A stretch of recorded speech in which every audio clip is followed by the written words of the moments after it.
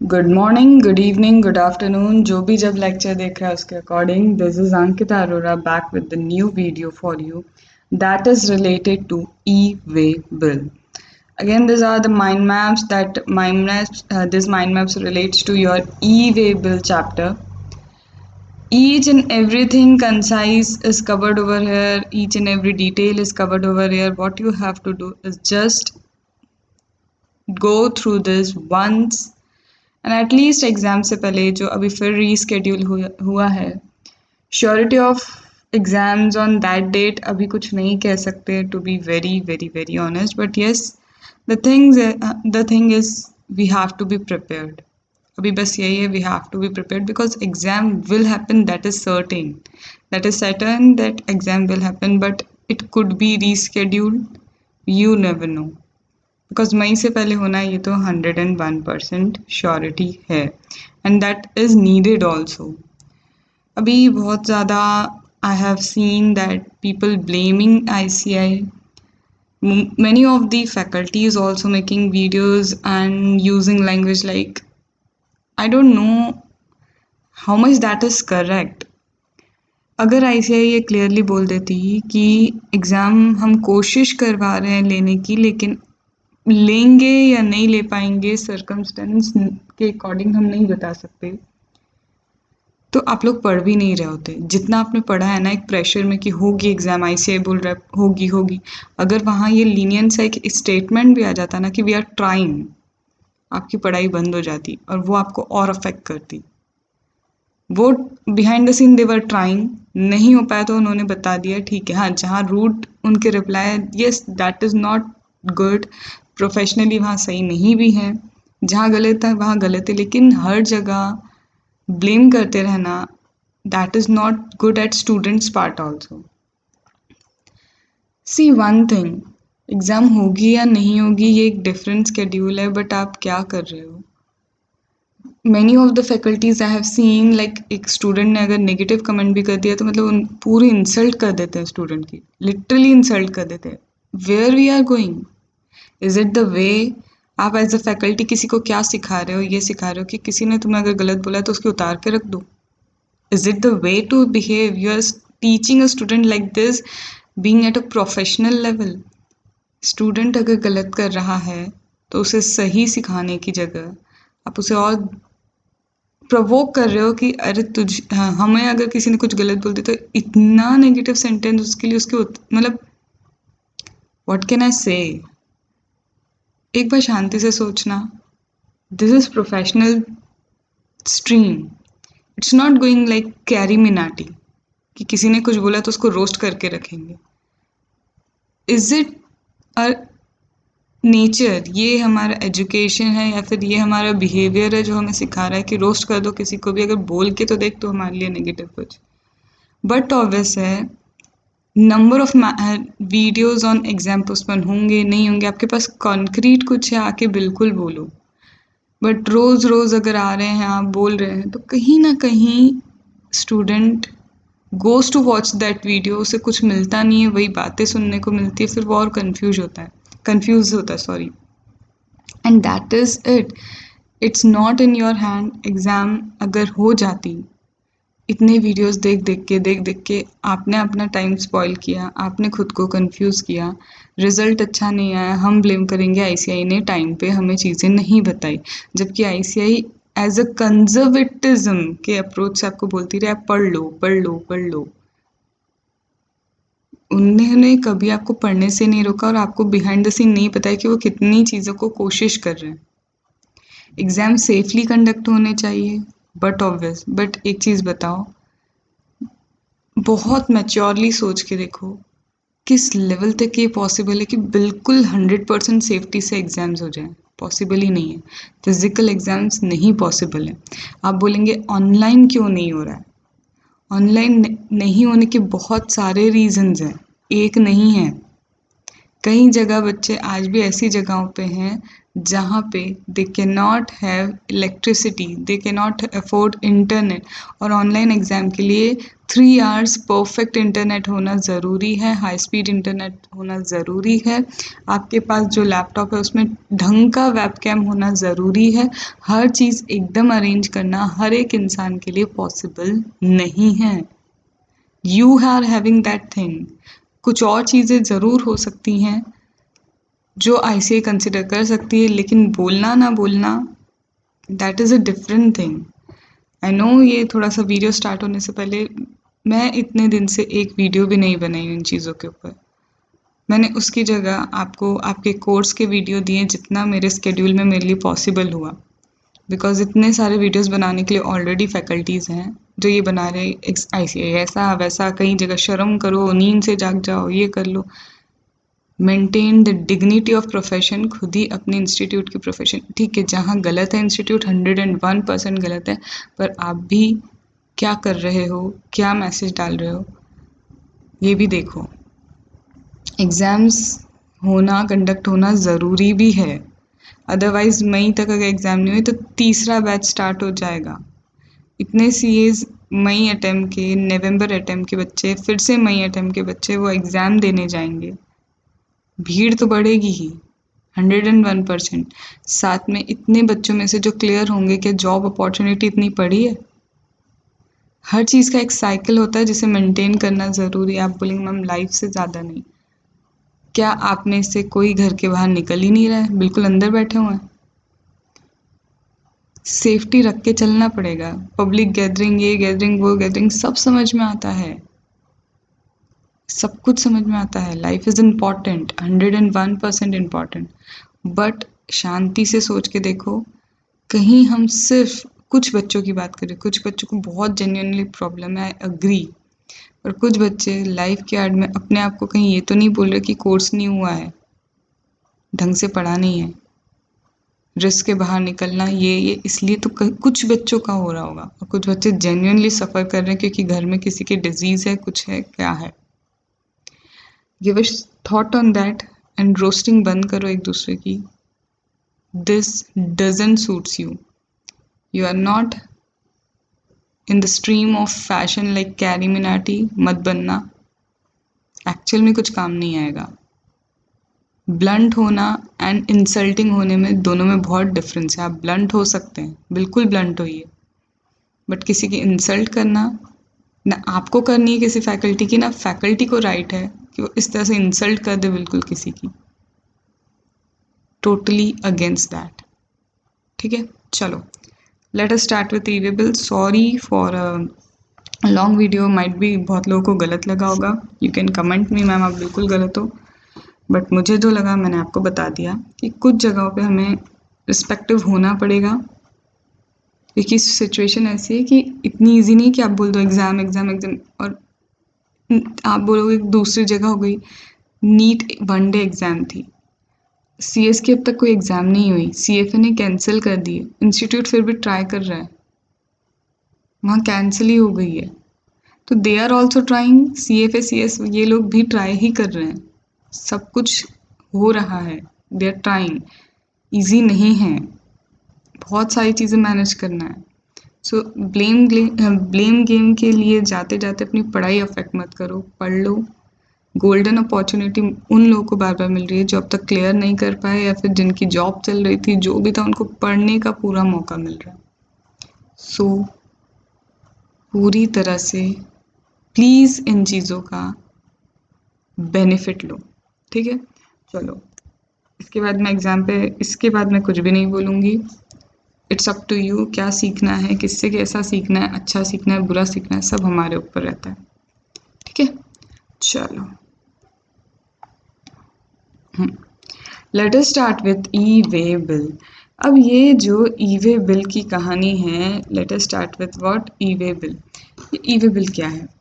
E way bill is a way bill. E way bill क्या है? It is a way bill. Ma'am way bill मतलब, way bill मतलब कि कोई ये क्या है, ये हमारा व्हीकल है, कन्वेंस है, इसमें भरे पड़े हैं गुड्स, एक जगह से दूसरी जगह आप गुड्स लेके जा रहे हैं, एक प्लेस से दूसरी प्लेस पे क्या हो रहा है, गुड्स जा रहे हैं। The goods are moving from one place to another. And पहले क्या होता था, अगर पहले के सिनेरियो की बात करें तो पहले के सिनेरियो में ये होता था कि whenever there was a movement of goods from one state to another, अलग अलग जगह क्या होते थे, चेक पॉइंट लगे होते थे। अलग अलग जगह क्या होते थे, चेक पॉइंट लगे होते थे। अब सपोज करो इस व्हीकल को इट्स रूट से जाना है, यहाँ होते हुए फिर ऐसा कुछ रूट है और फिर यहाँ पहुंचेगा। तो हर हर जगह क्या क्या है, यहाँ पे यहाँ पे यहाँ पे यहाँ पे यहाँ पे चेक पॉइंट्स है। इतने सारे चेक पॉइंट्स होने से क्या होगा, व्हीकल यहाँ पे रुकेगा, यहाँ रुकेगा, यहाँ रुकेगा, यहाँ रुकेगा। कहीं ना कहीं movement of goods was not easy. Movement of good was not easy नहीं था मूवमेंट ऑफ गुड्स। एंड उसे स्ट्रीमलाइन करने के लिए, कहीं ना कहीं स्ट्रीमलाइन करने के लिए, एंड यहाँ परफेक्ट मॉनिटरिंग भी कहाँ है। ठीक है, आप एक एक जगह चेक कर रहे हो, ढंग से चेक हुआ नहीं हुआ, डिक्लेरेशन ठीक से है नहीं है। तो यहाँ पे इन चीज़ों के हिंड्रेंस को हटाने के लिए, इन चीज़ों के क्या हटाने के लिए, हिंड्रेंस को हटाने के लिए एक नए कॉन्सेप्ट को लेके आए, that is a compliance mechanism. That is what, that is a compliance mechanism. और कहा क्या कि ई वे बिल बनाओ। वहाँ क्या कहा कि क्या बनाओ, ई वे बिल। अब ये जो ई वे बिल है, ई वे बिल क्यों बनता है, कैसे बनता है, पहले हम वो देखते हैं। सबसे पहले यहाँ पे आ गए, यहाँ पे है वाई ई वे बिल। ये आप देख पा रहे हैं, पहला क्या लिखा है, E way bill. So why to make E way bill. E way bill इसलिए बनाओ क्योंकि जब अब गुड्स मूव होंगे तो बिना किसी चेक पॉइंट पे क्या हो जाएगा, चेक पॉइंट सारे हटा दिए। ई वे बिल जैसे ही आया, ई वे बिल के आते से जितने भी चेक पॉइंट थे वो सारे चेक पॉइंट्स क्या कर दिए, हटा दिए गए। All the check points removed. So quick and easy movement of goods हो जाएगा। And quick and easy movement of goods है। और ईवे भी बोलता है कि मूवमेंट ऑफ गुड्स के पहले खुद person causing movement of goods, जिस पर्सन ने गुड्स का मूवमेंट कॉज आउट किया है, the person causing movement of goods, उसे क्या करना है, उसे ई वे बिल मतलब इलेक्ट्रॉनिक पोर्टल पे क्या करना है, खुद ही इंफॉर्मेशन देनी है कि कौन से गुड्स कहाँ मूव हो रहे हैं, उनका पूरा डिस्क्रिप्शन देना है। तो जब पर्सन खुद पूरा डिस्क्रिप्शन देगा, पूरा डिटेल देगा, पूरे इंस्ट्रक्शन देगा related to the consignment of goods, तो यहाँ पे क्या होगा, monitoring of goods become easy. All the checkpoints removed because of which it is easy to move the goods। Time consuming नहीं होता, अलग अलग जगह चेक पॉइंट पर रुकने में जो टाइम कंज्यूम होता था वो भी बच गया। मॉनिटर हो पाएगा, मूवमेंट ऑफ गुड्स क्या होगा, परफेक्टली मॉनिटर कर पाएंगे। कुछ भी टैक्स एवेजन है तो टैक्स एवेजन को कंट्रोल किया जा सकता है। टैक्स एवेजन अब यहाँ पे कंट्रोल हो जाएगा। जैसा कि बताया, स्टेट बाउंड्रीज को एलिमिनेट कर दिया है, फास्टर मूवमेंट होगा। Improve the turn around time of truck and reduce the travel time. Obviously रुकेंगे नहीं जगह जगह, तो क्या होगा, ट्रैवल टाइम कम हो जाएगा। तब क्या हो जाएगा, ट्रैवल टाइम कम हो जाएगा। अब ये जो बात चल रही बार बार ई वे बिल की, ये ई वे बिल है क्या, what is this E way bill.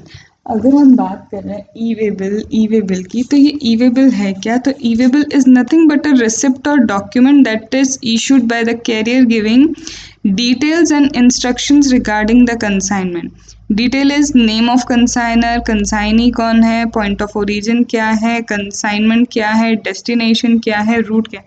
मतलब एक गुड्स से रिलेटेड, एक गुड्स से रिलेटेड एक एक डिटेल देना। You have to give the detail of the goods, their description, their detail, their consignment, point of origin, route क्या होगा, डेस्टिनेशन क्या है। मतलब ये जो है पूरी कथा सुनानी है गुड्स से रिलेटेड इस ई वे बिल में। Each and every detail you have to give in this E way bill. तो ई वे बिल क्या है, it is a document issued by the carrier of the carrier that gives detail instruction related to consignment of goods. ठीक है, अब ये generate कौन करेगा, who will generate this E way bill. तो इन ई वे बिल जनरेट कौन करेगा, the person causing movement of goods. Who will generate this E way bill, तो E way bill will be generated by the person who cause movement of goods, जो movement of goods करता है। Is every person required to make e-way bill? Every registered supply, हाँ every registered person have to make e-way bill, लेकिन वहाँ कुछ prescribed limit दिए, वहाँ क्या दिए, कुछ prescribed limit दिए।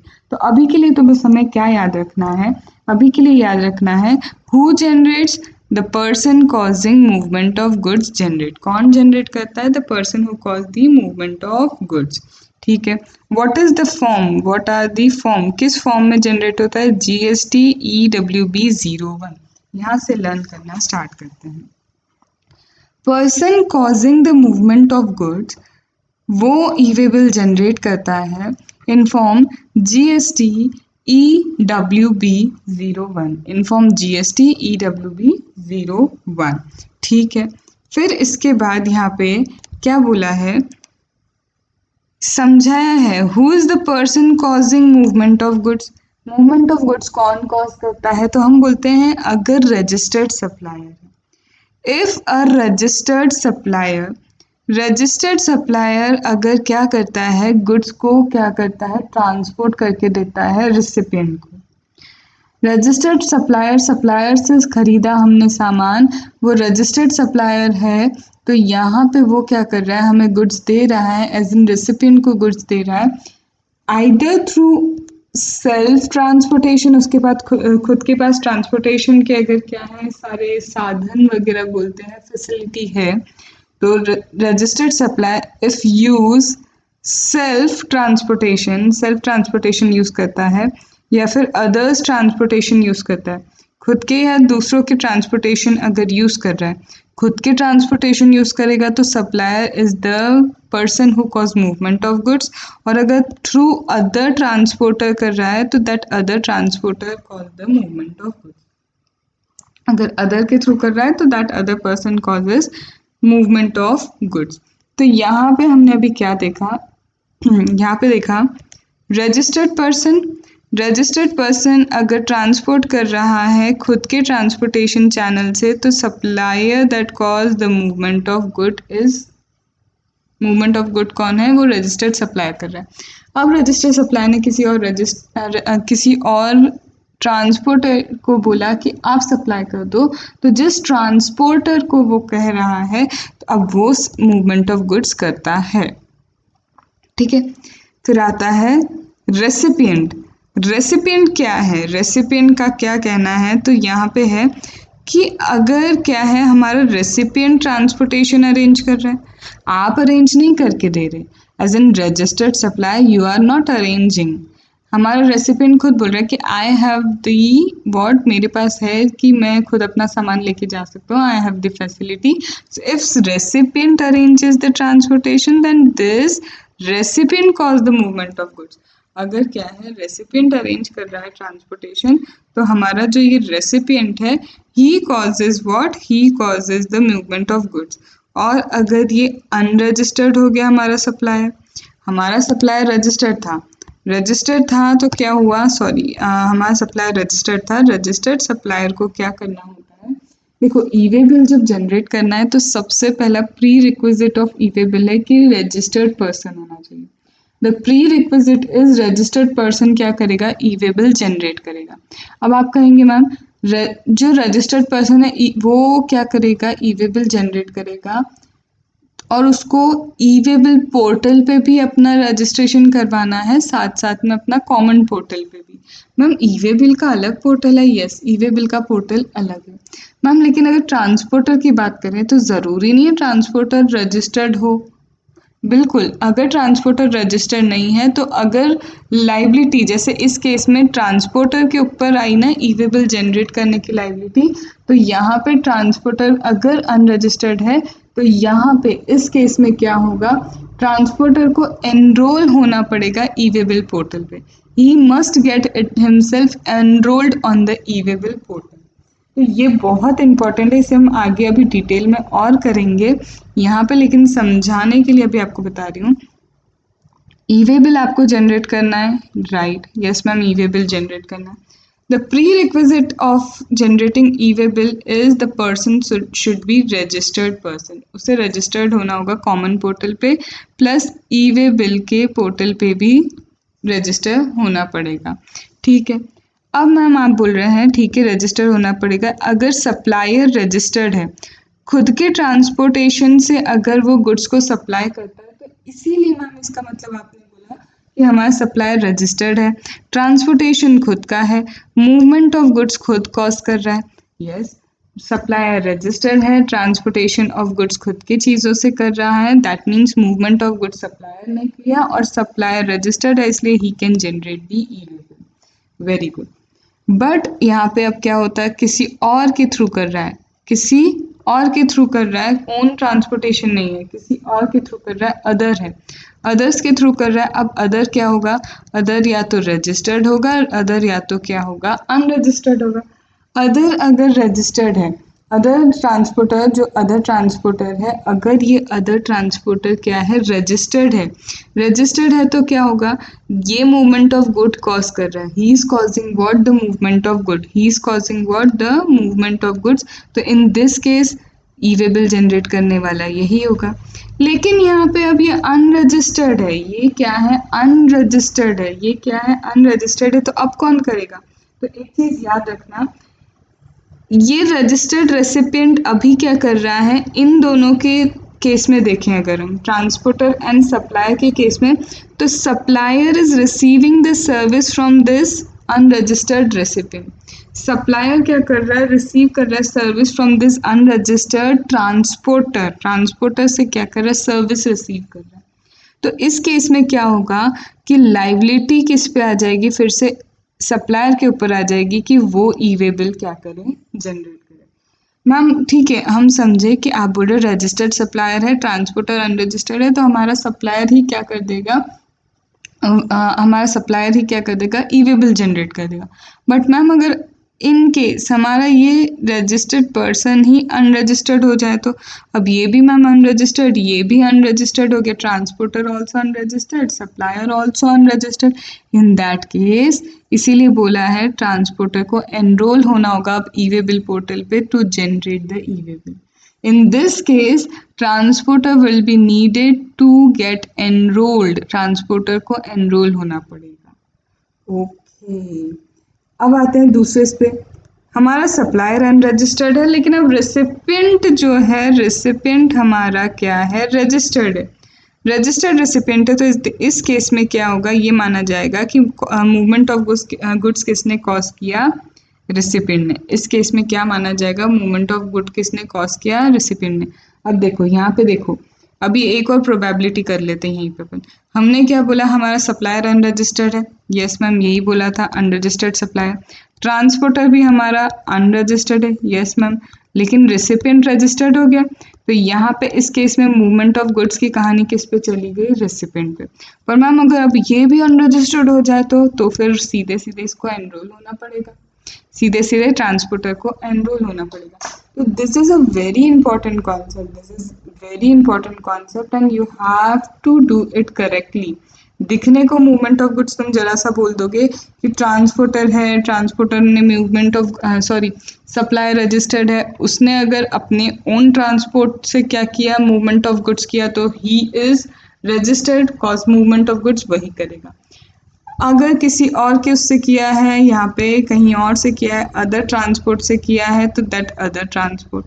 पर यहाँ पे तब तक ये वाली कहानी चलेगी व्हेन रजिस्टर्ड कौन है, supplier.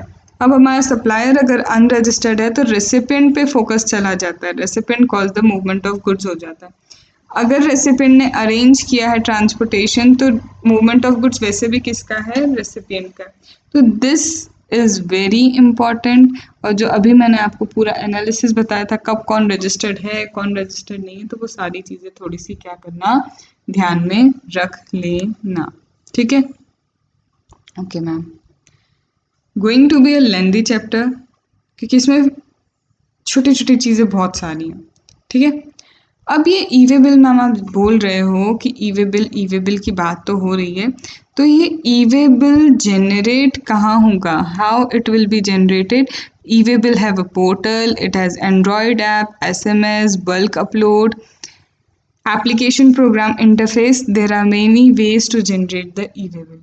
What is the prerequisite of e-way bill? That person generating the e-way bill should be a registered person. As I have already told you, person who generate e-way bill is required to be registered person on GST portal and registered on e-way bill portal.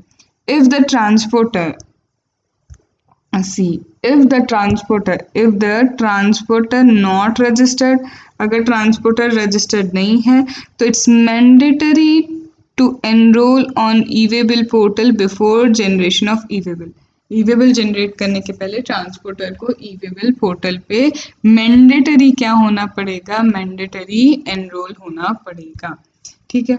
So this is what e-way bill क्या है, e-way bill क्यों है, कौन generate करेगा, the person causing movement of goods.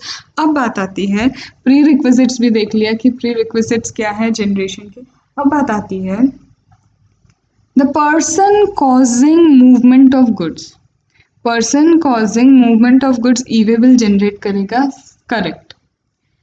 हर बार जब जब movement of goods होगा क्या तब हर बार ये होगा कि ई-वे बिल जनरेट करना है. Is e way bill required to be generated every time? तो फिर यहाँ पे आंसर आएगा नो.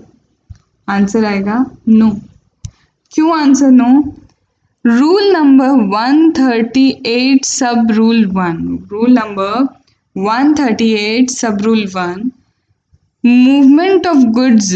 हम बोल रहे हैं person causing movement of goods. तो मूवमेंट ऑफ गुड्स हमने समझ लिया, पर अब बोल रहे हैं कि जब ये मूवमेंट ऑफ गुड्स हो रहा है, राइट, जब मूवमेंट ऑफ गुड्स हो रहा है, बिल्कुल सही. और मूवमेंट ऑफ गुड्स की मैं बार बार पता क्या बोल रही हूँ, movement of goods. I am not using the word supply. मैं मूवमेंट ऑफ गुड्स की बात कर रही हूँ. I am not using the word supply. यहीं पे इसके रिगार्डिंग पहले एक चीज और समझ लो. यस, ये रहा. I am not saying supply. Movement of goods होना चाहिए. गुड्स एक जगह से दूसरी जगह मूव हो for the reason of supply, या फिर रीजन ऑफ सप्लाई नहीं हो. सप्लाई है, मूवमेंट ऑफ गुड्स हो रहा है, ई-वे बिल जनरेट होगा. सप्लाई है बट मूवमेंट ऑफ गुड्स नहीं है, सप्लाई है, मूवमेंट ऑफ गुड्स नहीं है. No e way bill required to be generated. No e way bill required to be generated. Supply नहीं है, मूवमेंट ऑफ गुड्स है, e-way bill required to be generated. Movement of goods, movement हो रहा है, services दे रहे हो, e way bill required to be generated. Goods का मूवमेंट हो रहा है, e-way bill required to be generated. Supply है या नहीं है, वेदर और नॉट, सप्लाई है या सप्लाई नहीं है, that doesn't matter. What matters is e way bill is needed. What matters is e way bill is needed. Ma'am यहाँ पे ये चार्ट आपने ये जो 2-3 बनाया, इसका क्या है? ये जो फर्स्ट सेकंड चार्ट है, ये ओवरऑल ओवरव्यू दिया है मैंने ई-वे बिल का. अगर इन केस एग्जाम में ऐसा होता है आप कुछ नहीं पढ़ पाए ई-वे बिल का, तो ये 2 चार्ट देख के भी पूरी कंप्लीट आपको अंडरस्टैंडिंग आ जाएगी. This is mind map for that. और यहाँ पे फिर जो ये 2 पेज के बाद, वेट,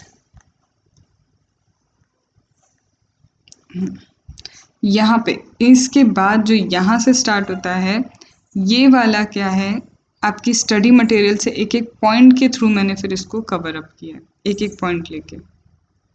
ठीक है, चलो. तो यहाँ पे मैंने क्या बोला, movement of goods compulsory, mandatory, whether और नॉट सप्लाई. सप्लाई हो या नहीं हो. अब बात आती है कि मैम ई-वे बिल की बात हम कर रहे हैं, तो देखो ई-वे बिल की ये जो बात हो रही है, e-way bill section number 68 statutory requirement देता है, और बाकी रूल्स जो है ई-वे बिल से रिलेटेड दिए हैं 138 में. अब 138 का रूल सब रूल 1 सबसे पहले यही बोलता है, सब रूल 1, 138 सब रूल 1, मूवमेंट ऑफ गुड्स हो रहा है. अब आप समझ रहे हो बार बार मूवमेंट ऑफ गुड्स क्यों लिखा है.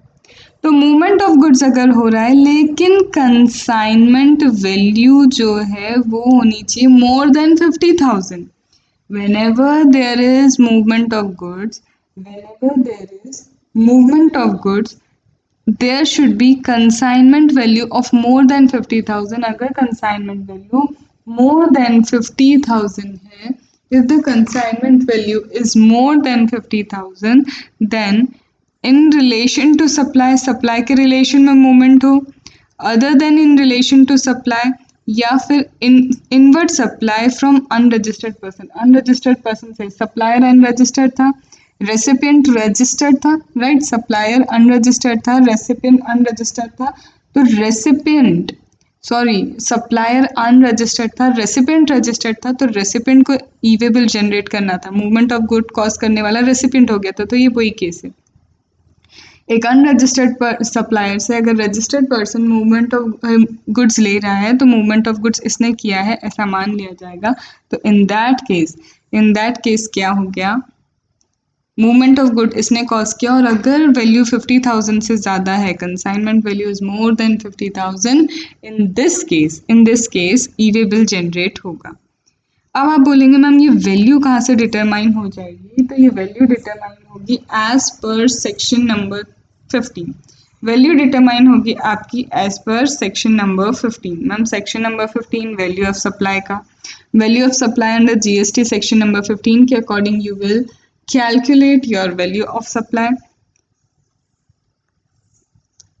Whatever the value has been declared in invoice, either in bill of supply or delivery challan.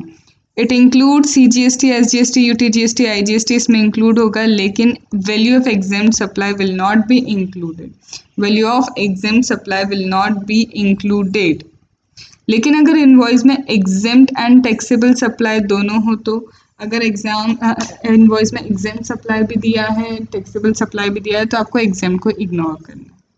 आपको क्या करना है, in respect of invoice issued in respect of exempt and taxable supply, तो you have to ignore the exempt supply, you have to not ignore exempt supply. So this is all regarding E way bill. चलो, तो अभी हमने क्या समझा कि value क्या होनी चाहिए, कंसाइनमेंट वैल्यू। तो consignment value more than 50,000, yes ma'am more than 50,000। Consignment value में क्या CGST, SGST, UTGST, IGST cess include है, यस मैम बिल्कुल इंक्लूडेड है। So what is excluded, excluded is ma'am exempt supply की वैल्यू। वैल्यू क्या section 15 of CGST act के according calculate होगी, yes ma'am बिल्कुल सीजीएसटी एक्ट के अकॉर्डिंग कैलकुलेट हो जाएगी।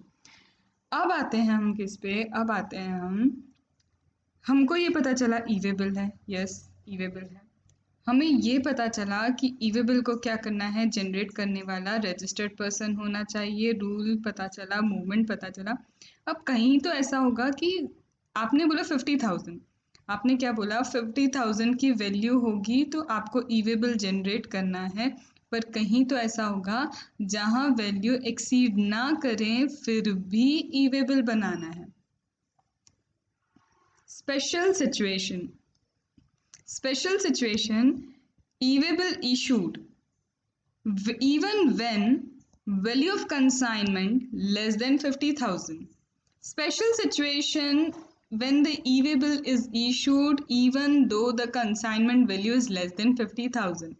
In case of interstate transfer of goods, in case of what? Interstate transfer of goods by principal to job worker. जब interstate transfer of goods होता है, whenever there is interstate transfer of goods, whenever there is interstate transfer of goods from principal to job worker, from principal to job worker, principal in one state union territory to job worker in other state or union territory, in that case even though the amount, the value of the consignment is less than 50,000, e-way bill is generated either by the principal if he is registered, ठीक है, और job worker. Principal को generate करना है और अगर job worker भी generate कर सकता है if the job worker is registered irrespective of the consignment value. Hope you got this. Interstate transfer of goods from principal to the job worker e-way bill is mandatory irrespective of the consignment value. Job worker can also make the e-way bill if he is registered job worker. Then interstate transfer of handicraft goods by person exempt from obtaining registration. Interstate transfer, दोनों interstate है, point to be noted, दोनों की दोनों, चाहे वो job work वाला हो या फिर यहाँ हैंडीक्राफ्ट गुड्स है, both are interstate, both are what, both are interstate. So interstate transfer of handicraft goods, interstate transfer of what, handicraft goods by person exempt from obtaining registration, by the person who has been exempted from obtaining the registration, person exempt from obtaining registration under section 24, इस person को रोका गया कि ठीक है आपको registration नहीं लेना है, आप हैंडीक्राफ्ट गुड्स का ट्रांजैक्शन कर रहे हैं, you are not required to get registered. यहाँ पे उन्हें रजिस्ट्रेशन के रिक्वायरमेंट्स हटाए, लेकिन बोला कि whenever the goods will be transported to another state और union territory, whenever the goods will be transported to another state or union territory, in that case irrespective of the consignment value e-way bill will be generated, in that case irrespective of consignment value e way bill generate होगा। अब तक हमने ये देखा कि e way bill ease of movement करता है। E-way bill क्या है? ईज ऑफ मूवमेंट करता है document that is pre submitted by the registered person who cause the movement of goods. Movement of goods कौन करता है ये हमने समझा। कंसाइनमेंट वैल्यू 50,000 के अबाव चाहिए, लेकिन दो केसेस ऐसे हैं जहाँ consignment value even though less than 50,000 still required to get registered, required to maintain the e-way bill. ठीक है, नाउ एक चीज वो देखिए फिर ये कि who is mandatorily required to generate e way bill. कुछ लोगों को तो बिल्कुल मैंडेटरी है कि भाई ई-वे बिल जनरेट करना है मतलब करना ही है। तो कौन है? तो goods transported by registered person. जब भी रजिस्टर्ड पर्सन गुड्स ट्रांसपोर्ट करेगा, चाहे एज अ कंसाइनर हो या फिर रेसिपिएंट की तरह हो, खुद का कन्वेंस हो या फिर हायर करके रखा है, ऑन रोड अगर ट्रांसपोर्ट कर रहा है, ई-वे बिल जनरेट होगा। ई-वे बिल जनरेट नहीं होगा रजिस्टर्ड पर्सन के थ्रू तब, if E way bill has not been generated, अगर registered person E way bill generate नहीं करता है and handed goods to transporter, then transporter of the goods, then the transportation for transportation of goods by road, registered person क्या करेगा? Shall furnish the information related to transporter in part B. समझना यहाँ पे क्या है, देखो मैं link में नहीं पढ़ा रही हूँ, मतलब चार्ट के जैसा नहीं पढ़ा रही हूँ, जहाँ जहाँ जो लिंकेज मुझे दिख रहा है मैं वहीं आपको समझाते जा रही हूँ। हमने बोला रजिस्टर्ड पर्सन, हमने बोला ई-वे बिल मैंडेटरी है। किसको बिल्कुल मैंडेटरी? अब ये देखो, तो बिल्कुल मैंडेटरी तब है अगर आप रजिस्टर्ड पर्सन हो as a consignor, consignee doesn't matter, hire पे कन्वेंस लिया या फिर आपका खुद का कन्वेंस है, उससे भी मैटर नहीं करता। अब यहाँ वो बोल रहा है कि अगर e way bill not generated, if the e-way bill not generated by registered person and handed goods to transporter, and the goods have been what, handed to the transporter, if the goods have been what, handed to transporter for transportation of the goods by road, for transportation of goods by road, then registered person shall furnish the information।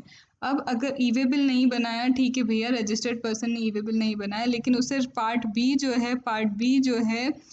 B होता है, information हमें part A and part B में देनी होती है। E-way bill की जो information है पार्ट ए पार्ट बी में जाती है, तो यहाँ बोल रहे फिर पार्ट बी जो होता है वो ट्रांसपोर्टर की डिटेल का होता है। ये जो इन्फॉर्मेशन जाती है इसमें पार्ट ए होता है, पार्ट बी होता है। पार्ट बी ट्रांसपोर्टेशन की डिटेल का होता है, तो वो बोल रहा है कि रजिस्टर्ड पर्सन को ट्रांसपोर्टर की डिटेल कॉमन पोर्टल पे देनी होगी। और e-way bill shall be generated bye transporter, फिर ई-वे बिल ट्रांसपोर्टर जनरेट करेगा on the portal based on the information furnished bye registered person. फिर ट्रांसपोर्टर क्या कर लेगा? खुद से ई-वे बिल जनरेट कर लेगा based on this information.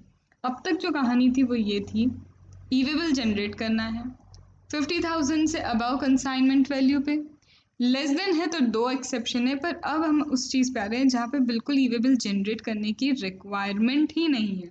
There is no requirement to generate e way bill. There are certain cases जहाँ पे ई-वे बिल हमें क्या नहीं करना, जनरेट नहीं करना है। तो देखो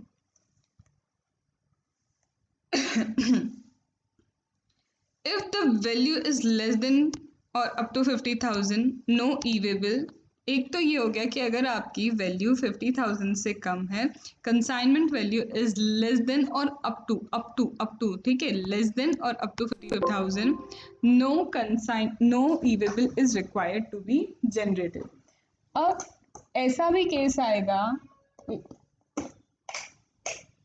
अब केस वो है जहां पे ईवेबल की जनरेशन की रिक्वायरमेंट ही नहीं है। अब एक ऐसा केस है जहां पे ईवेबल की जनरेशन की रिक्वायरमेंट ही नहीं है, नो ईवेबल, इवन दो आपकी कंसाइनमेंट वैल्यू 50,000 से बढ़ जाती है। Even though the consignment value goes above the 50,000, still आपको ईवेबल जनरेट नहीं करना। सबसे पहले अगर गुड्स नॉन टैक्सेबल है, एग्जेम्प्ट है, non taxable goods, exempted goods, no E way bill required to be generated. और यहाँ पे क्या है, जो ट्रांसपोर्टेशन हो रहा है एम्प्टी कार्गो कंटेनर का है, एलपीजी सिलेंडर है फॉर अदर देन सप्लाई। तो यहाँ पे transportation of empty cargo, LPG cylinder है, ट्रांसपोर्टेशन एम्प्टी कार्गो का हो रहा है, तो in that case E way bill not required to be generated. E way bill non taxable goods, exempted goods के लिए नहीं है, ईवेबल एम्प्टी कार्गो कंटेनर के लिए नहीं है, ईवेबल एलपीजी सिलेंडर्स के लिए नहीं है। Item listed in annexure, that is jewelry, pearl, coral, precious stone, currency, LPG, that is supplied to household non-domestic, exempt category में आता है। Kerosene, this you have to just learn, ये लर्न करना ही है। यूज्ड पर्सनल हाउस होल्ड हो गए, postal baggage हो गए। तो ज्वेलरी पर देखो, ज्वेलरी का ईवेबल बनाना, ज्वेलरी जब एक जगह से दूसरी जगह ट्रांसपोर्ट हो रही है, पर्ल प्रीशियस स्टोन ट्रांसपोर्ट हो रहे हैं, तो इसका ईवेबल नहीं बन सकता, इसका पहले से आप इन्फॉर्मेशन नहीं दे सकते। एक ज्वेलर ऑब्वियसली 50,000 से ऊपर की वैल्यू की चीज़ें एक जगह से दूसरी जगह मूवमेंट करता है, तो वो डिक्लेयर नहीं करेगा उस चीज़ की वैल्यू। तो इसलिए यहाँ पे बोला है ज्वेलरी, पर्ल, प्रीशियस स्टोन है, वहाँ तो बिल्कुल ज़रूरत नहीं। करेंसी बिल्कुल ज़रूरत नहीं, एटीएम से जब पैसा निकलता है, फिर वो बैंक चेस्ट से जाता है, एटीएम से जितना पैसा आपने क्या किया, एटीएम में पैसा डाला जाता है, तभी ना आपको निकालने को मिलता है। तो ये जो पैसे का मूवमेंट हो रहा है, यहाँ पे करेंसी मूवमेंट पे भी आपको ईवेबल जनरेट नहीं करना है। केरोसिन ऑयल है पब्लिक डिस्ट्रीब्यूशन में, एलपीजी पब्लिक डिस्ट्रीब्यूशन में है, या फिर यूज़ किए हुए। मेरा घर पुणे से इंदौर शिफ्ट हो गया, मैं सामान लेके आई, 50,000 से अबाव का सामान है, लेकिन मुझे ईवेबल जनरेट नहीं करना क्योंकि ये यूज्ड हाउस होल्ड आर्टिकल्स हैं। पोस्टल बैगेज के लिए ज़रूरत नहीं है, जिन पे टैक्स लगता ही नहीं है, एग्जेम्प्ट है, एम्प्टी है, उनको क्या मतलब है। जो शेड्यूल 3 में कवर होते हैं, मतलब सप्लाई बोला ही नहीं, सप्लाई नहीं बोला मतलब जीएसटी के कवरेज में आता ही नहीं है, जीएसटी का टैक्स उस पर लगता ही नहीं, तो क्या मतलब। Movement for wait and back, waiting के लिए, अगर वेट वगैरह करने के लिए गुड्स जाते हैं, 20 किलोमीटर्स तक जा रहे हैं, कोई ईवेबल की ज़रूरत नहीं है, no E way bill is required to be generated. या फिर defence formation under ministry of defence, transport कौन कर रहा है, ट्रांसपोर्ट कर रहा है defence formation under the ministry of defence. Railway transfer कौन कर रहा है, रेलवे ट्रांसपोर्ट कर रहा है central government, state government, local authority. Non motorise conveyance है, transit cargo to from Nepal Bhutan, transit cargo to और from the Nepal Bhutan. Goods from custom station to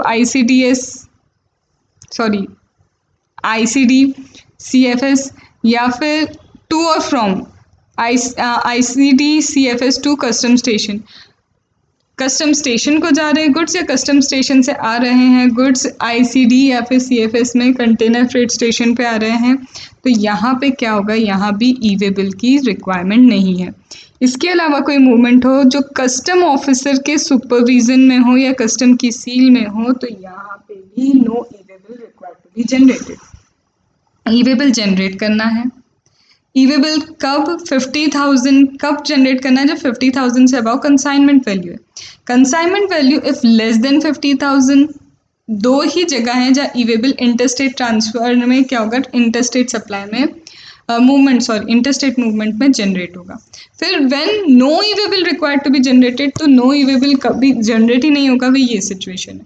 फिर आता है कि ईवेबल जनरेट करने की प्रीरिक्विजिट प्री रिक्वेस्ट में रजिस्टर्ड पर्सन होना चाहिए और साथ में अगर ट्रांसपोर्टर है ईवेबल पे भी रजिस्टर हो, साथ में कॉमन पोर्टल पे भी। और अगर आपका ट्रांसपोर्टर रजिस्टर्ड नहीं है, if he is not registered, he is required to get enrolled, he is required to get enrolled. Then talking about यहाँ पे जब आपको ईवेबल जनरेट करना है तो मूवमेंट जो कर रहा है, the person causing movement of goods is required to generate the E way bill. So person causing the movement of goods कौन होगा वो देखा। ये जो कंसाइनमेंट वैल्यू की बात करें सेक्शन 15 की है, सीजीएसटी, एसजीएसटी, यूटीजीएसटी, सेस वगैरह सब इसमें एड ऑन होगा, लेकिन एग्जेम्प्टेड सप्लाई का वैल्यू हट जाएगा। ठीक है, यहाँ पे movement of goods is necessary, यहाँ पे जो नेसेसरी है that is what, movement of goods. यहाँ पे नेसेसरी क्या है, यहाँ नेसेसरी है movement of goods. Movement of goods यहाँ पे नेसेसरी है, यहाँ पे सप्लाई हो या ना हो दैट डजेंट मैटर। अच्छा, वॉलेंट्री हम चाहें तो क्या ईवेबल जनरेट कर सकते हैं, इवन तो 50,000 से लेस वैल्यू है, लेकिन फिर भी हम चाह रहे हैं क्या कि यहाँ पे हम वॉलेंट्री ईवेबल जनरेट करें, तो ऐसा हो सकता है। यस, वॉलेंट्री भी अलाउड है। कौन अलाउ नहीं करेगा अगर आप वॉलेंट्री कंप्लाइंस करें तो, बट ऑब्वियस अलाउड है। तो यस, वॉलेंट्री कंप्लाइंसेस भी क्या है, अलाउड है। ठीक है, अब हम बोल रहे हैं कि ईवेबल जनरेट करना है, ईवेबल जनरेट करना है। तो ये जो ईवेबल हमें जनरेट करना है, इस ईवेबल में क्या करना होगा, तो ईवेबल में आपको दो पार्ट्स में इंफॉर्मेशन देनी होती है। ईवेबल में आपको दो पार्ट्स में क्या देनी होती है, इंफॉर्मेशन देनी होती है। Part A, submitting the details of consignment. Part A is what, submitting the detail of consignment, consignment की डिटेल दो। पार्ट ए भरोगे आपको एक यूनिक नंबर जनरेट होके मिलेगा, you will get a unique number, you will get what, a unique number. तो यहाँ बोल रहे to start the process of E way bill generation fill the part A by submitting the details, by what, submitting the details of consignment. Then within 15 days, ये जो नंबर आपको मिला है यूनिक आइडेंटिफिकेशन नंबर, ये यूनिक नंबर जो है 15 डेज तक वैलिड है। इससे अब इस नंबर को यूज़ करके आप पार्ट बी फाइल कर सकते हैं, जिसमें डिटेल ऑफ किसकी होगी, ट्रांसपोर्टर, ट्रांसपोर्टर की कंप्लीट डिटेल होगी। अब जो नंबर जनरेट होगा वो आपका ईवेबल होगा। तो आपने पार्ट ए भरा, यूनिक नंबर मिला, unique number valid for 15 days. Using that unique number आप डिटेल देंगे ट्रांसपोर्टर की in part B, you will give what, the detail of transporter in part B, and आपको अब जो मिलेगा वो होगा ईवेबल। ठीक है, by transporter it is filed. Part B चाहे तो ट्रांसपोर्टर भी क्या कर सकता है, फाइल कर सकता है, और सप्लायर भी क्या कर सकता है, दोनों डिटेल्स फाइल करके दे सकता है। तो ये जो है ना, फर्स्ट आपका ऑलरेडी पूरा कवर हो चुका है, देख लो। यहाँ पे फर्स्ट में क्या था, कब जनरेट करना है, रूल 138 सब रूल 1 कहता है रजिस्टर्ड पर्सन करेगा कॉजिंग मूवमेंट ऑफ गुड्स जिसकी कंसाइनमेंट वैल्यू मोर देन 50,000 है, इसमें जीएसटी इंक्लूड है, जीएसटी इंक्लूड है, एग्जेम्प्ट सप्लाई एक्सक्लूड किया हुआ है। ठीक है, चाहे सप्लाई का केस हो या फिर सप्लाई का केस नहीं हो, टैक्स इनवॉइस इशू हुआ या बिल ऑफ सप्लाई इशू हुआ, उससे कोई मतलब नहीं है, या फिर डिलीवरी चालान भी इशू हुआ है, लेकिन यहाँ पे क्या करना है आपको, सप्लाई अगर होगा तो टैक्स इनवॉइस इशू करोगे, नहीं है तो बिल ऑफ सप्लाई यूज़ करोगे या फिर डिलीवरी चालान, लेकिन आपको क्या करना है, you have to generate E way bill. फिर E way bill movement of goods need, supplies की ज़रूरत नहीं है, ये हमने समझ लिया। वॉलेंट्री अलाउड है, कब बिल्कुल भी क्या होगा, अगर आप दो केस ऐसे हैं यहाँ पे जहाँ पे इवन दो आपका क्या है 50,000 से कम है, तब भी आपको क्या करना है, ईवेबल जनरेट करना है। कब ईवेबल जनरेट नहीं होगा, तो ये रहा पूरा जो हमने अभी पढ़ा। फिर कौन जनरेट करेगा, तो registered person causing movement of goods कैसे जनरेट करेगा वो देख के रखा है। ठीक है, ये फर्स्ट हो गया। ये क्विक रिवीजन के लिए चार्ट है, इसमें मैंने कहा था आपको आईडीटी के जो मेरे वीडियो चार्ट्स हैं माइंड मैप से, उसको आपको क्विक रिवीजन वाली चीज़ें भी मिलेगी, तो वो यही है। फिर कैसे जनरेट करोगे, तो हमने देख लिया ऑनलाइन जनरेट कर सकते हैं, यस। फिर ईवेबल जनरेशन इन वन स्टेट, एक स्टेट में अगर आपने ईवेबल जनरेट करा है, एक स्टेट के लिए ईवेबल जनरेट करा है, तो obviously this will be valid for the other state और यूनियन टेरिटरी, ईवेबल वैलिड होगा। ईवेबल तब वैलिड नहीं होगा अगर आपने व्हीकल नंबर नहीं लिखा, ईवेबल जनरेटेड विदाउट व्हीकल नंबर, तब वो वैलिड नहीं होगा। एक बार आपने ईवेबल बना दिया, तो आप अगर कोई मिस्टेक हो गई है तो you can not edit for any mistake, लेकिन हाँ आपके पास 24 आवर्स हैं उसे कैंसिल करने के लिए। Once e way bill is made, एक बार ई वे बिल बन गया तो उसको आप क्या नहीं कर सकते, you can not rectify for the mistake, however you can cancel it with in 24 hours. लेकिन हाँ, व्हीकल नंबर का अपडेशन ज़रूरी है, क्योंकि एक व्हीकल से दूसरे व्हीकल भी गुड्स ट्रांसफ़र होते हैं, तो व्हीकल नंबर का एनी नंबर ऑफ टाइम आप क्या कर सकते हैं, अपडेशन कर सकते हैं। E way bill to carry the latest e way bill number, e way bill में लेटेस्ट ई-वे बिल क्या होगा, व्हीकल नंबर होना चाहिए, and it should match with the vehicle that carry it. यहाँ ई-वे बिल नंबर नहीं, व्हीकल नंबर आएगा। तो e way bill में क्या होना चाहिए, e way bill should carry the latest vehicle number, latest vehicle number, और ये मैच होना चाहिए आपके व्हीकल के साथ जब भी डिपार्टमेंट उसको क्या कर रहा है, चेक कर रहा है। इजी सी प्रोसेस है। अब हम आते हैं validity, validity of e way bill. अब ये वैलिडिटी क्या है ई वे बिल की, till when E way bill will be valid. E way bill कब तक वैलिड होगा तो वो देख लेते हैं। तो ई वे बिल वैलिड होगा if the distance travel is 100 kilometers, if the distance travel is 100 kilometer, so per 100 kilometer the validity of e-way bill is 1 day. For per 100 kilometer, for per 100 kilometer the validity of e-way bill is 1 day. Additional 100 kilometer 1 day, or part also additional 100 kilometer or part additional 100 kilometre or part 1 day ही होगा। देखना कैसे, 100 kilometres के लिए 1 day, additional 100 kilometres again 1 day. That means यहाँ पे क्या हुआ, 130 है तो 100, 130 को कैसे लिख सकती हूँ मैं, 100 + 30। तो ओवरऑल 100 किलोमीटर्स के लिए भी 1 डे, और पार्ट ऑफ द इंक्रीज है तो भी क्या होगा, 1 डे। तो ये टोटल 2 डेज है। मतलब addition of 100 kilometre or part will lead to 1 day increment, lead to what, 1 day increment.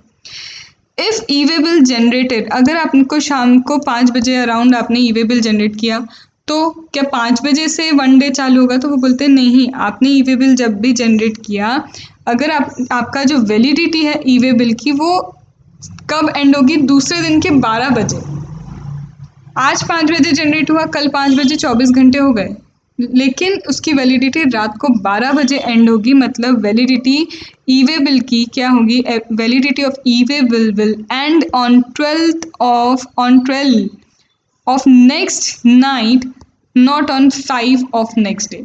शाम को जनरेट हुआ, दूसरे दिन शाम को नहीं, रात को हर बार क्या होगी, वैलिडिटी एंड होगी। तो जब भी आपका ई वे बिल जनरेट हो, हमेशा याद रखना, when ever is the E way bill generated, ये सिर्फ इवनिंग टाइम के लिए नहीं है। ई वे बिल आज 10 बजे जनरेट हुआ तो कल 10 बजे नहीं, रात के 12 बजे क्या होगा, एंड होगा, शाम को नहीं होगा। सुबह 12 बजे आपने करा, दोपहर के दूसरे दिन के 12 बजे नहीं, रात के 12 बजे उसका क्या होगा, वैलिडिटी एंड होगी। लेकिन अब आते हैं हम कुछ क्या, ओवर डायमेंशनल कार्गो पे। हम किस पे आते हैं, ओवर डायमेंशनल कार्गो।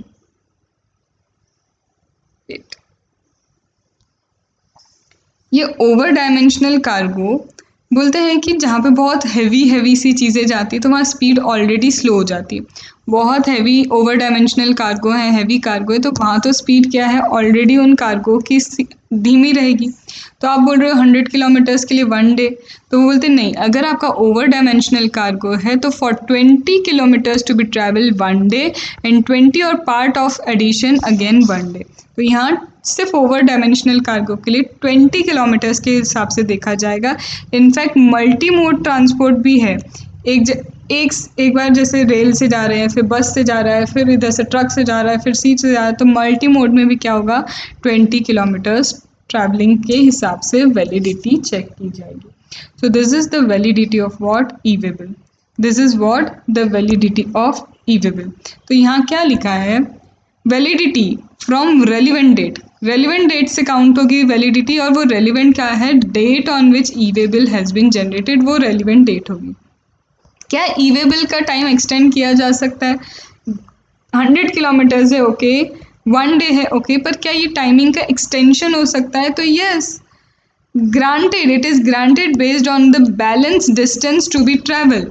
अभी बैलेंस डिस्टेंस कितना ट्रैवल करना है, किसी रीज़न से कन्वेंस कंप्लीट नहीं कर पाता है एक दिन में 100 kilometres, there may be lot of reason, तो यस, बैलेंस जितना अब उसको क्या करना है, ट्रैवल करना है, on the basis of that the validity could be increase. If original validity period expire, he can apply for extension. Original expire हुआ तो वो क्या कर सकता है, extension के लिए apply कर सकता है within 8 hours of expiry, expiry के 8 hours या फिर before 8 hours. बिफोर 8 hours और with in 8 hours from expiry, 8 घंटे का टाइम दिया गया है. He can apply for extension. तो यहाँ पे क्या है, कुछ एक्सेप्शनल केसेस हैं जैसे नेचुरल क्लैमिटी हो गया या फिर कुछ भी, तो इन केसेस में he can apply for extension. अब ये जो बोला है वैलिडिटी कब से स्टार्ट होगी ई-वे बिल की, हमने कहा रेलिवेंट डेट से. रेलिवेंट डेट मतलब जब उसने बनाया है, ई-वे बिल जनरेट किया है. When first entry made in part B, अब क्या है, जब इंफॉर्मेशन भरी जाती है ई-वे बिल के लिए, it is submitted in part A and part B. Part B transporter से रिलेटेड है. अब ट्रांसपोर्टर चेंज होते हैं, एक के बाद हो सकता है एक कार्गो को 4 ट्रांसपोर्टर की जरूरत पड़ रही है.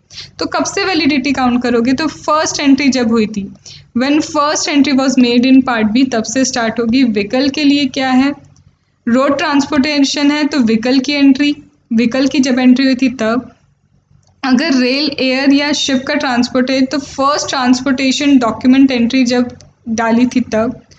जब first transport document entry number डाला था तब. या वैलिडिटी नॉट रिकैलकुलेटेड फॉर सब्सिक्वेंट, बाद में अगर कोई चेंजेस होते तो वहाँ से वैलिडिटी काउंट नहीं होगी. बाद के कोई चेंजेस है तो वहाँ से क्या होगा, वैलिडिटी काउंट नहीं होगी. ठीक है. फिर एक क्वेश्चन और अराइज होता है. एक क्वेश्चन और क्या अराइज होता है कि सपोज कीजिए कि ये जो है, ये कंसाइनी, ये रिसिपिएंट जो है, कंसाइनी और रिसिपिएंट टैक्स पेयर, ये क्या करता है, स्टोर करता है ट्रांसपोर्टर के ही गोडाउन पे गुड्स. कंसाइनी है, रेसिपिएंट है, इसका जब रिसिप्ट आता है, गुड्स आते हैं, तो ये ट्रांसपोर्टर के गोडाउन पे ही गुड्स रखता है. फाइनेंशियल कंडीशन ऐसी है कि वो वेयर हाउस अफोर्ड नहीं कर सकता, तो वो ट्रांसपोर्टर के गोडाउन पे रख देता है. सप्लायर, जिसने भी ये गुड्स सप्लाई किए, वो क्या करेगा, ट्रांसपोर्टर के गोडाउन पे गुड्स भेजेगा. तो क्या यहाँ के मूवमेंट के लिए ई-वे बिल चाहिए? यस. फिर यहाँ पे गोडाउन से अगर रेसिपिएंट के प्लेस पे जाता है, इवन दो सेम प्लेस है, सेम सिटी है, इवन दो ट्रांसपोर्टर के गोडाउन से रेसिपिएंट के प्लेस पे, प्लेस ऑफ बिजनेस पे क्या है, अगर गुड्स जा रहे हैं, इवन दो सेम सिटी है, तब भी ई-वे बिल चाहिए? यस, बिल्कुल चाहिए. पर अगर ऐसा कंडीशन है कि आप ट्रांसपोर्टर के प्लेस पे क्या करते हैं, ट्रांसपोर्टर का गोडाउन यूज़ कर रहे हैं, तो recipient has to declare this place as additional place of business. Recipient has to declare this place as additional place of the business. उसके बाद क्या होगा, उसके बाद आप क्या कर सकते हैं, ऐसा ट्रांसपोर्टर की प्लेस यूज कर सकते हैं. ठीक है. Now the question is information. एक बार यहाँ पे इन्फॉर्मेशन की डिटेल और देख लेते हैं. इन्फॉर्मेशन पार्ट ए में जाती है, जो हम ऑलरेडी देख चुके हैं. पार्ट बी में जाती है जीएसटी ई-वे बिल 01 के. इसमें डिटेल होगी GSTIN of recipient and supplier. इसमें प्लेस ऑफ डिस्पैच क्या है, डिलीवरी कहाँ होनी है, डॉक्यूमेंट सारे, टैक्स इनवॉइस वगैरह, वैल्यू ऑफ गुड्स क्या है, HSN code, reason for transport, each and everything over here and furnished by the registered person causing movement of goods. Part B transporter की डिटेल है. Transporter की detail by person transporting the goods. लेकिन हाँ, part A की information और part A on receipt of authorisation, अब ये part A की इन्फॉर्मेशन ये बी वाला ट्रांसपोर्टर भी भर सकता है. अगर क्या है, ऑथराइजेशन सप्लायर ने दे दी, तो ट्रांसपोर्टर भी पार्ट ए की डिटेल्स दे सकता है, या ई कॉमर्स ऑपरेटर या कोरियर एजेंसी भी दे सकती हैं ये डिटेल्स. मतलब ऑथराइजेशन मिल गया तो पार्ट ए भी एक ही जना भर सकता है, एक इंसान भर सकता है, अलग अलग भरने की क्या है, रिक्वायरमेंट नहीं है. ठीक है. ये भी हमने देख लिया, जब 50,000 से कम हो तब क्या होगा. अब आते हैं कहाँ,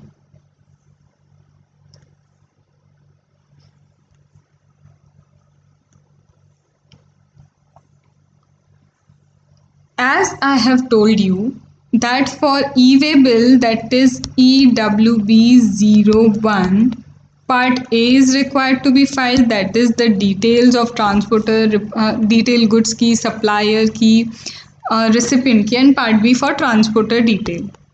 Yes, we know that. अब बोल रहे when it is not mandatory to furnish the detail in part B, कब part B की डिटेल की ज़रूरत ही नहीं है. कब ऐसा होगा कि हमें पार्ट बी देने की ज़रूरत नहीं होगी, तो वो बोल रहे हैं when goods are transported for distance of up to 50 kilometers. अगर सिर्फ 50 kilometers का distance travel कर रहे हो, if the distance traveled is 50 kilometers से 50 kilometers का within state अगर distance travel हो रहा है, if the distance traveled is 50 kilometers within the state or union territory, ठीक है, place of business of consignor from place of business of the consignor to place of business of transporter for further transportation. Consignor क्या कर रहा है, transporter को goods ले जाके दे रहा है ट्रांसपोर्टेशन के लिए, या फिर ट्रांसपोर्टर कंसाइनी को लाके दे रहा है goods and within 50 kilometres है, अप टू 50 किलोमीटर्स है, विद इन सेम स्टेट है, then part B is not required. तो पार्ट बी तब रिक्वायर्ड नहीं है जब कंसाइनर ट्रांसपोर्टर को, ट्रांसपोर्टर कंसाइनर को within same state up to 50 kilometre for transportation, या उसका ट्रांसपोर्टेशन आया तब ये ट्रांसफर कर रहे हैं। या फिर दूसरी चीज़, when transfer from one conveyance to another, एक व्हीकल से दूसरे व्हीकल में ले जा रहे हैं गुड्स, कंसाइनर, रेसिपिएंट और transporter would provide information in part A. यहाँ पे भी क्या होगा, अगर ट्रांसफ़र कर रहे हैं एक कन्वेंस से दूसरे कन्वेंस में गुड्स ट्रांसफ़र हो रहे हैं, तब भी आपको पार्ट बी नहीं देना है, पार्ट ए आप दे दोगे चलेगा। बट यहाँ क्या बोल रहा है, he may assign what, E way bill number to another registered या enrolled transporter for updating info in part B. यहाँ बोल रहे हैं क्या होता है जब गुड्स क्या हो रहे हैं, गुड्स ट्रांसफर हो रहे एक कन्वेंस से दूसरे कन्वेंस में, तब क्या होगा। पहला तो ये हो गया पार्ट बी की ज़रूरत कब नहीं है, पार्ट बी की ज़रूरत तब नहीं है, ये एक अलग पॉइंट है। पार्ट बी की ज़रूरत यहाँ पे तब नहीं है जब क्या हो रहा है, कंसाइनर ट्रांसपोर्टर को या ट्रांसपोर्टर कंसाइनी को ले जाके गुड्स दे रहा है। फिर नया पॉइंट आता है कि अब क्या होगा जब एक व्हीकल से दूसरे व्हीकल का मतलब गुड्स एक व्हीकल से दूसरे व्हीकल में लेके जा रहे हैं आप, तब बोलता है वो जब व्हीकल चेंज हो रहा है, जब क्या हो रहा है व्हीकल चेंज हो रहा है, तो ये जो पार्ट ए सबमिट किया था ना, ये जो पार्ट ए सबमिट किया गया था, ये जो पार्ट ए है, ये पार्ट ए की जो डिटेल है, कंसाइनर या रेसिपिएंट जिसने भी पार्ट ए फिल किया होगा, he will provide the information in part ए। ये क्या करेंगे, इंफॉर्मेशन पार्ट ए की प्रोवाइड करेंगे, and they will assign the e-way bill number to another registered या एनरोल्ड ट्रांसपोर्टर। जो ट्रांसपोर्टर है या एनरोल किया है ट्रांसपोर्टर ने, या फिर ट्रांसपोर्टर रजिस्टर्ड है, पार्ट ए की डिटेल अब ट्रांसपोर्टर को दी जाएगी। ये जो पार्ट ए है, पार्ट ए की डिटेल उस ट्रांसपोर्टर को दी जाएगी जो अब नेक्स्ट लेके जा रहा है हमारे गुड्स, जो नया ट्रांसपोर्टर है उसको देंगे। अब ट्रांसपोर्टर ये रजिस्टर्ड भी हो सकता है, ये एनरोल वाला ट्रांसपोर्टर भी हो सकता है, जिसको एनरोल करना कंपलसरी बोला गया कि वो अपडेट कर देगा पार्ट बी में इंफॉर्मेशन। अब ट्रांसपोर्टर क्या करेगा, पार्ट बी में इंफॉर्मेशन अपडेट कर देगा for further movement in consignment. Once the detail updated in part B, the consignor recipient, एक बार ये जो है ट्रांसपोर्टर ने पार्ट बी अपडेट कर दिया, तो अब ये कंसाइनर रेसिपिएंट कोई चेंजेस नहीं कर सकते और ये असाइन भी नहीं कर सकते ई-वे बिल किसी और ट्रांसपोर्टर को। एक बार ये ट्रांसपोर्टर ने लिख दिया कि मैं ये ट्रांसपोर्टेशन लेके जा रहा हूँ, ई-वे बिल में लिख दिया कि ये अब ट्रांसपोर्टेशन मैं लेके जा रहा हूँ पार्ट बी में, तो अब कंसाइनी किसी और को ये ई-वे बिल असाइन नहीं कर सकते, ये ई-वे बिल नंबर किसी और को नहीं दे सकते। तो सबसे पहले एक व्हीकल से दूसरे व्हीकल में जाने के केस में पार्ट ए का डिटेल जो है वो कंसाइनर या रेसिपिएंट दे देंगे, ट्रांसपोर्टर दे देंगे दूसरे ट्रांसपोर्टर को। दूसरा ट्रांसपोर्टर पार्ट बी अमेंड करेगा, उसमें जो उसको व्हीकल का अपडेशन करना है व्हीकल का अपडेशन कर देगा। एक बार अपडेट हो गया कि वो लेके जा रहा है, तो अब ये ई-वे बिल नंबर किसी और को नहीं दिया जाएगा। ठीक है, देन वॉलेंट्री तो हमने बोल ही दिया है कि रजिस्टर्ड पर्सन और transporter at his option generate carry e-way bill अगर उसकी वैल्यू लेस देन 50 है। तो वॉलेंट्री तो हम ऑलरेडी देख चुके हैं, शॉर्ट में भी ये डिटेलिंग में आ गया। फिर यहाँ पे एक चीज़ और बोली, वो क्या बोली, ये हम ऑलरेडी पढ़ चुके हैं। किसको मैंडेटरी है जनरेट करना, तो रजिस्टर्ड पर्सन को मैंडेटरी है जनरेट करना ई-वे बिल। इसके लिए क्या है, ई-वे बिल जनरेशन मैंडेटरी। अब बोल रहे हैं अगर गुड्स रेल के थ्रू आप ट्रांसफ़र कर रहे हैं, वेसल है या फिर एयर है, तब तो बोलता है रजिस्टर्ड पर्सन को देखो यूं तो बोलते हैं prior to the movement of goods E way bill is required to be generated, ऐसा बोलते हैं E way bill is required to be generated prior to the movement of goods. पर अगर रेल है, वेसल है, एयर है, तो इस केस में सप्लायर अगर ई वे बिल जनरेट कर रहा है या रेसिपिएंट कर रहा है तो आइदर बिफोर और after the consignment of movement, he can generate either before movement, after movement, but यहाँ पे क्या है, डिलीवरी के पहले क्या कर देना है, गुड्स डिलीवर हो उससे पहले ई वे बिल जनरेट हो जाना चाहिए। तो वो बोल रहा है कि registered person who generates E way bill being a supplier or recipient either before or after the commencement of movement in part B either through airway bill, goods receipt number, bill of lading, railway receipt, ये generate कर सकते हैं क्या, e way bill generate कर सकते हैं, part B file कर सकते हैं। इन्हें पहले भी करने को दे दिया गया है और बाद में करना चाहे तो बाद में भी, लेकिन जब ये गुड्स आप सामने वाले को जिसके लिए ये गुड्स जा रहे हैं उसे देंगे उससे पहले उसे क्या करना होगा, ये प्रूफ देना होगा कि ई वे बिल जनरेट हो गया। देन लास्ट आता है if movement is caused by unregistered supplier. देखो अनरजिस्टर्ड पर्सन अगर मूवमेंट ऑफ गुड्स कर रहा है, खुद का कन्वेंस हो, हायर पे हो या फिर ट्रांसपोर्टर, तो या तो ही और transporter eight there option generate the E way bill. ये हम ऑलरेडी देख चुके हैं। अनरजिस्टर्ड क्या है, unregistered person movement of goods करता है, तो अनरजिस्टर्ड पर्सन कर रहा है तो उसे या तो क्या करना होगा, ट्रांसपोर्टर के थ्रू कर रहा है तो ट्रांसपोर्टर भी अगर अनरजिस्टर्ड है तो उसे एनरोल होना पड़ेगा, या फिर क्या होगा वो खुद क्या करेगा, एनरोल होके क्या करेगा, ई वे बिल जनरेट करेगा। मतलब अगर कोई केस ऐसा है, ये हम ऑलरेडी सारी चीज़ें देख चुके हैं कि मूवमेंट ऑफ गुड्स अगर अनरजिस्टर्ड पर्सन कर रहा है रजिस्टर्ड सप्लायर को, तो रजिस्टर्ड सप्लायर के ऊपर सारी लाइबिलिटी जाती है। अगर उसका ट्रांसपोर्टर रजिस्टर्ड है तो ट्रांसपोर्टर के पास जाएगी, और अगर ये अनरजिस्टर्ड है, ट्रांसपोर्टर अनरजिस्टर्ड है, तो ट्रांसपोर्टर को एनरोल करना होगा और एनरोल करके ई वे बिल जनरेट होगा। तो this is all about your E way bill. अब आप जब ये चार्ट पूरे देखोगे, ये पूरे माइंड मैप्स हैं, ये पूरे माइंड मैप एक बार आप देख लोगे तो you will find that this are really very simple.